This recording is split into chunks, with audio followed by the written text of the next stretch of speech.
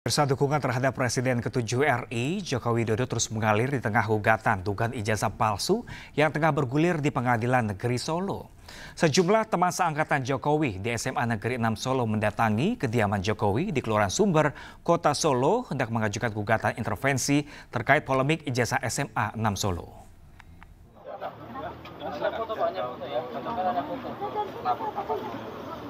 Kedatangan teman Jokowi dan perwakilan dari SMA 6 karena mereka tidak menerima terdampak polemik ijazah Jokowi. Mereka akan melakukan gugatan intervensi atas gugatan ijazah palsu Jokowi.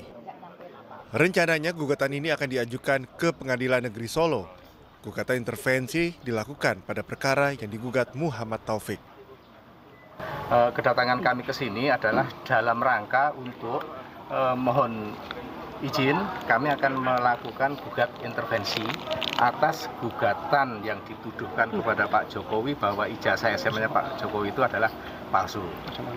Tentunya kami ini sebagai dulunya adalah alumni atau siswa, kami ini juga punya produk ijazah SMA 6 yang sama dengan yang dimiliki oleh teman-teman yang pada saat itu lulus di tahun 1980.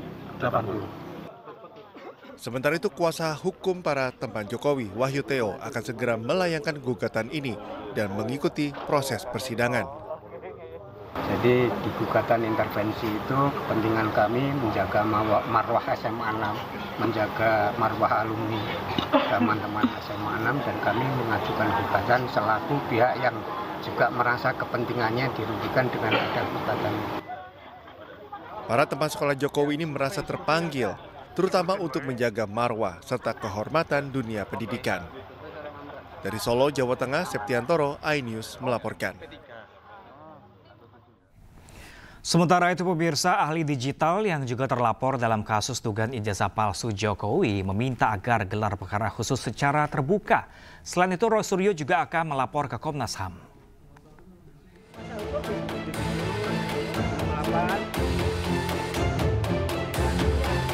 Ahli digital yang juga terlapor kasus dugaan ijazah palsu Presiden ke-7 RI Joko Widodo, Roy Suryo, meminta gelar perkara khusus secara terbuka dalam kasus yang dilaporkan oleh Tim Pembela Ulama dan Aktivis atau TPUA.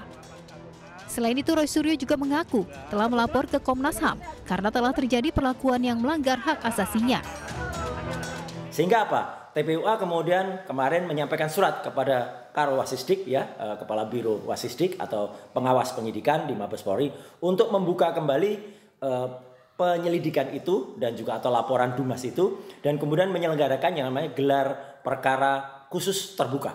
Terbuka itu apa? Ini sesuai dengan Perkap, sesuai dengan peraturan Kapolri. Gelar perkara itu harus disaksikan oleh kedua belah pihak, bahkan disaksikan secara terbuka oleh wartawan, oleh semua pihak, sehingga bisa nilai benar atau tidaknya. Kemudian apa? Kami juga benar sudah melaporkan ke Komnas HAM, Komisi Nasional Hak Asasi Manusia, karena terjadi perlakuan yang tidak sesuai dengan hak asasi manusia kepada kami.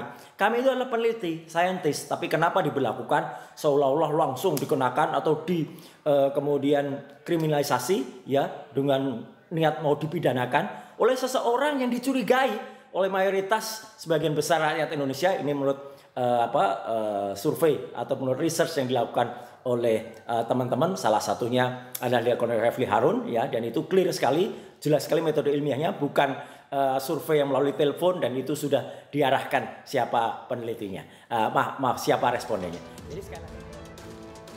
Roy Suryo pun mendukung pelaporan TPUA kepada Kompolnas untuk membuka pengetahuan masyarakat agar skandal ijazah palsu bisa terbongkar.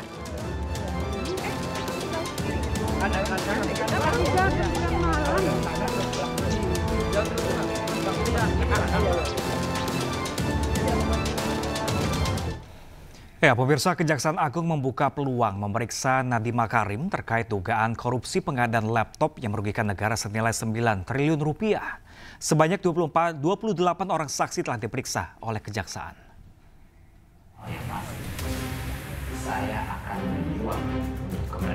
Kejaksaan Agung membuka peluang memanggil mantan Mendikbudristek Nadiem Makarim terkait kasus dugaan korupsi pengadaan laptop yang dinilai tidak efektif sebagai sarana pembelajaran. Hal itu disampaikan oleh Kapus Penkum Kejaksaan Agung Harli Siregar. Menurut Harley, hingga kini sudah ada 28 orang yang dipanggil dan diperiksa sebagai saksi atas kasus ini. Tak menutup kemungkinan, jika dibutuhkan maka Kejaksaan Agung akan memanggil Nadiem Makarim. Adanya dugaan korupsi ini kan adanya di Kemendikbud. Ada kemungkinan mantan Menteri Pendidikan ini dipanggil Pak Nadiem ini, Pak? Nah, kalau pertanyaannya demikian, maka siapa saja pun, ya, jika memang itu menjadi kebutuhan dalam penyidikan ini, kebutuhan penyidik, maka pihak-pihak yang terkait yang bisa membuat terang tindak pidana ini tentu bisa saja dilakukan pemanggilan dan permintaan keterangan. Karena tujuan penyidikan adalah membuat terang dari tindak pidana dan menemukan tersangkanya.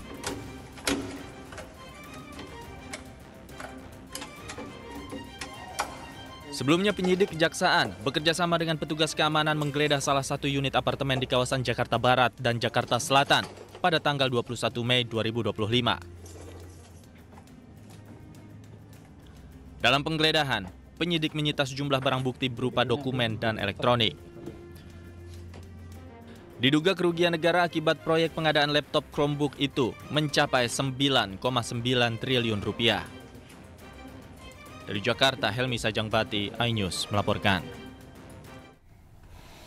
Ya, pemirsa, usia bukan lagi penghalang para pencari kerja untuk mendapatkan pekerjaan. Kementerian Ketenagakerjaan resmi menerbitkan aturan larangan diskriminasi dalam proses rekrutmen kerja, termasuk syarat usia kerja dan berpenampilan menarik.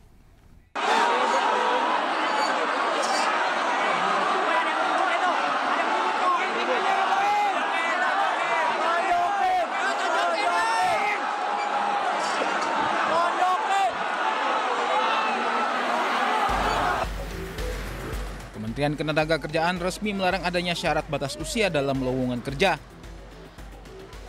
Hal itu tertuang dalam surat edaran Menaker tentang larangan diskriminasi dalam proses rekrutmen tenaga kerja. Selain batas usia, proses rekrutmen pekerja juga tidak boleh lagi mencantumkan syarat good looking atau berpenampilan menarik, serta status perkawinan.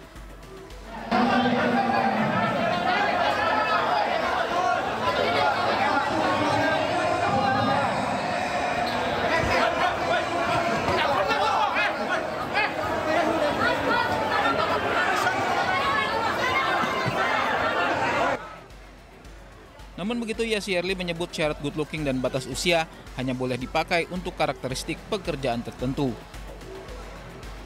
Satu, memang dibutuhkan atau diperlukan mengingat karakteristik atau sifat pekerjaan tertentu yang secara nyata berkaitan dengan usia. Dua, tidak menyebabkan hilangnya atau berkurangnya kesempatan memperoleh pekerjaan bagi masyarakat secara umum. Harapan saya jelas ya. Ketentuan ini juga berlaku bagi tenaga kerja penyandang disabilitas, yang mana proses rekrutmen tenaga kerja juga harus dilakukan tanpa diskriminasi dan berdasarkan pada kompetensi dan kesesuaian dengan pekerjaan. Berdasarkan data dari Badan Pusat Statistik, pada bulan Februari 2025, pengangguran di Indonesia mencapai 7,28 juta orang. Lebih tinggi dibanding Februari 2024, yaitu sekitar 7,2 juta orang. Namun lebih rendah dibanding Februari tahun 2023. Dengan dihapuskannya syarat usia pencari kerja dan syarat-syarat diskriminatif lainnya, diharapkan proses rekrutmen bisa berjalan objektif dan adil, sehingga peluang pekerjaan semakin terbuka lebar bagi siapa saja. Tim Liputan iNews melaporkan.